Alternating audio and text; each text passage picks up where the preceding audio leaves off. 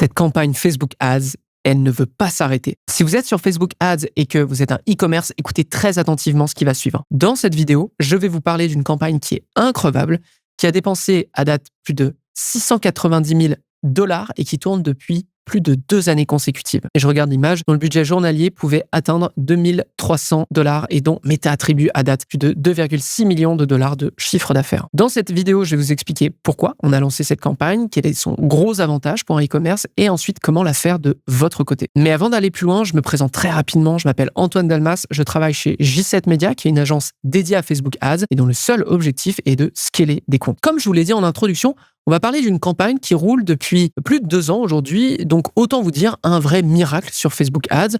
On est tous d'accord. Comment cette campagne, elle est arrivée sur ce e-commerce ? Eh bien, prenez le temps parce que je dois vous raconter une petite histoire avant. En début 2021, l'industrie Facebook Ads suit exactement la même méthode de retargeting pour la plupart, à savoir les Dynamic Ads. Aujourd'hui, on parle de Catalog Ads parce que c'est plus évocateur, mais ça ne change absolument rien à la finalité. L'idée est simple. Vous branchez votre e-commerce et tous les produits qu'il contient à Facebook Ads pour que Facebook, à l'époque pas Meta du coup, puisse voir en temps réel vos stocks et montrer ces produits directement dans les publicités. Vous comprenez un peu mieux le sens de Dynamic Ads. En fait, c'est juste Meta qui gère, donc c'est automatique. À cette époque, on a une interface qui évoque très bien l'utilisation massive de cette campagne, le retargeting. En gros, on a une interface qui nous propose de cibler toutes les personnes qui ont vu la collection, qui ont acheté depuis X temps cette catégorie de produits, et ensuite de leur montrer certains de vos produits que vous aurez choisis ou non au préalable. Généralement, on utilise un format carrousel pour montrer un maximum de produits en espérant que ça fasse convertir le prospect qui n'avait pas encore passé à la caisse. Mais en 2021, on échange avec notre account manager chez Meta et il y a un terme qui commence à revenir souvent, la DABA, abréviation de Dynamic Ads Broad Audience. Broad Audience, pour ceux qui ne savent pas, ça veut juste dire une audience très large sans restriction, genre la France. Donc à partir de cet instant, on ne fait plus de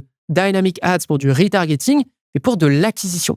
En fait, on va laisser à Meta le choix d'optimiser jusqu'à l'offre qui est présentée. D'ailleurs, c'est extrêmement utile pour les e-commerce qui tombent régulièrement en rupture de stock parce que au moins, on ne fait plus de pub sur un produit qui est indisponible. Très rapidement, on teste cette stratégie dans tous les sens.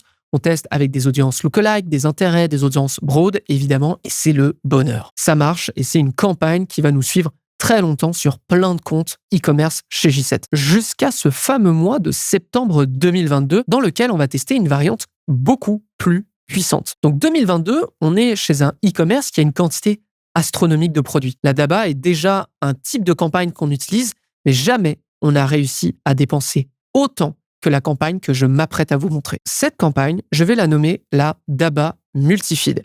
Et je vous explique. Lorsque vous montez votre campagne Catalog Ads, Meta vous propose de choisir un product set. Autrement dit, un ensemble de produits dans lequel il piochera pour remplir votre pub. Généralement, quand on démarre avec ce type de campagne, on y va très simple. All products, à savoir, Meta n'a pas de restriction, il peut piocher dans l'entièreté du e-commerce. Et c'est là le twist. Au lieu de laisser Meta optimiser sur tous les produits du e-shop, on va lui demander de ne traiter qu'une seule catégorie de produits. Exemple, les pyjamas. Dans cette même campagne, avec la même audience, on va ajouter un nouvel adset où on va lui demander de ne tester que des robes et un autre adset que des manteaux, etc., etc. Chaque adset aura son propre budget dédié et on va pouvoir l'optimiser individuellement de tout le reste. Ce qui nous permet en 3 mois seulement de passer de 1 000 à 52 000 $ de dépenses. Avant d'aller plus loin, j'aimerais vous poser une question. Est-ce que vous avez envie de devenir meilleur sur Facebook Ads, mais surtout de le rester? Si c'est le cas, je ne peux que vous recommander d'aller regarder la J7 Academy. La J7 Academy, c'est un écosystème qui nous permet de former n'importe quel média buyer, qui soit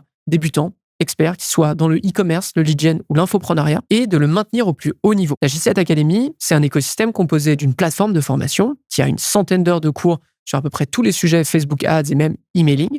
C'est une plateforme Slack pour parler à toute l'équipe de J7 Media, moi compris, par rapport à vos campagnes, par rapport à vos inquiétudes, vos doutes ou n'importe quoi à propos de Facebook Ads en fait. Et ensuite, ce sont 2 workshops par mois. Donc, imaginez l'épisode que vous regardez là, mais pendant 1 heure, avec du contenu exclusif. Et en plus de ça, c'est 2 fois par mois. Donc, si ça vous intéresse et vous avez envie d'en savoir plus, simplement vous rendre sur j7academy.com ou dans les notes de l'émission. On revient à notre sujet. Donc, on a vu comment se faisait une DABA. Maintenant, pourquoi ça marche, la DABA Multifeed? L'idée est la suivante. Si on propose à Meta Meta d'optimiser sur une boutique entière. Il va s'appuyer uniquement sur 1 ou 2 produits. Lorsqu'on le force à tester des collections, le jeu est complètement différent. Souvenez-vous, Meta est paresseux. En fait, Meta, il va toujours au plus rapide pour faire des conversions. C'est bien quand on veut augmenter le volume, mais c'est pas terrible quand on veut tester ou se défaire d'une dépendance à certains éléments publicitaires. Déjà, on peut faire une croix sur toutes les catégories ou les collections qui ne marchent plus et s'éviter la peine de dépenser quelques euros dessus en plus. Ça disparaît. Point barre. Ensuite, on va être en mesure d'être beaucoup plus réactif sur le budget et d'augmenter ou de réduire lorsque c'est propice. Par exemple, avec la collection Manteau 2023, on démarre doucement dès juillet 2023 pour que Meta puisse se roder. Ensuite, on augmente drastiquement le budget sur novembre avant de redescendre en janvier. Sur le déstock final, en février 2024, on met un dernier accélérateur pour liquider le stock. Entre-temps, aucun problème de créatif parce qu'on utilise le carrousel standard que Meta crée lorsqu'on lance cette campagne. Rien ne vous empêche d'ailleurs, si votre collection ne change pas d'année en année, de simplement relancer vos anciens adsets tout en gardant l'apprentissage des années précédentes. Maintenant, vous comprenez pourquoi la Daba Multifeed, c'est le genre de campagne qu'il faut absolument lancer quand on est un e-commerce qui a beaucoup de produits. Parce que ça vous permet d'être ultra spontané quant au budget, quant aux saisonnalités aussi, de pouvoir entourer ce qui fonctionne et de travailler dessus, ou à l'inverse, de réduire le budget de ce qui ne fonctionne pas, et même, ça peut être en fonction de la saison, même pas en termes de collection ou de produits. Donc, bref, ça vous permet de mieux gérer votre budget, de mieux gérer vos ventes aussi, et accessoirement de mettre beaucoup plus d'argent en jeu sur Facebook Ads sans voir votre rentabilité s'effondrer derrière. Avant de terminer, j'aimerais quand même vous dire quelques points.